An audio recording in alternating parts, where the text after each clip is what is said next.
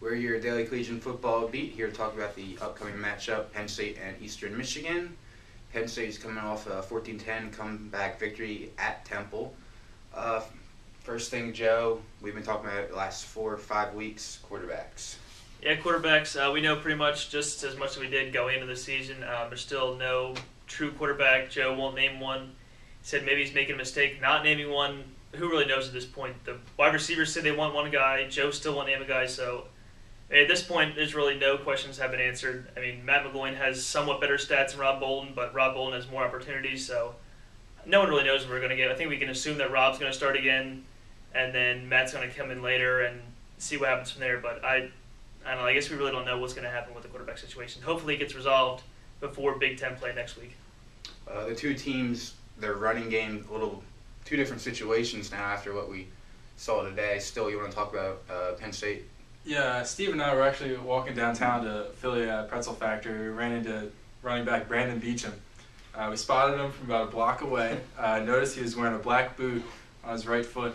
And we found him in McLanahan's ordering a sandwich. And I asked Brandon personally, what happened. And he said he sprained his right ankle in practice on Tuesday. They were running some sort of goal line drill, and somebody just fell on his foot. And he confirmed he will be out this weekend. He will not play against Eastern Michigan. Hopes to be back against Indiana for the Big Ten opener. But this will be interesting.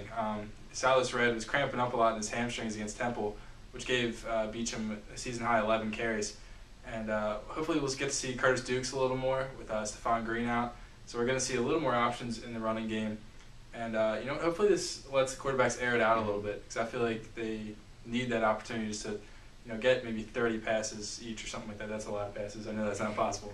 But a lot of passes each. And maybe with Beecham not there, this will open up the passing game a little bit. Yep.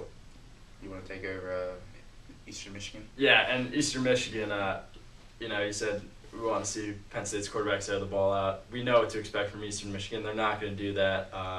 Alex Gillette, the quarterback, only threw the ball 5 times last week against Michigan. He ran for about 70 yards. Quarterbacks averaged, 70 yards a game on the ground, and they have 2 running backs, Javonte Green and Dominique Scher, who each average close to 115 yards a game.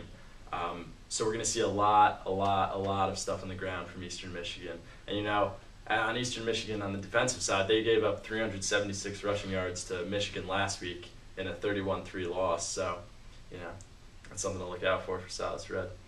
All right, and we kind of know what we're getting from the Penn State defense. They played well the last 2 weeks, even in the loss to Alabama. One thing we're not too sure about, special teams.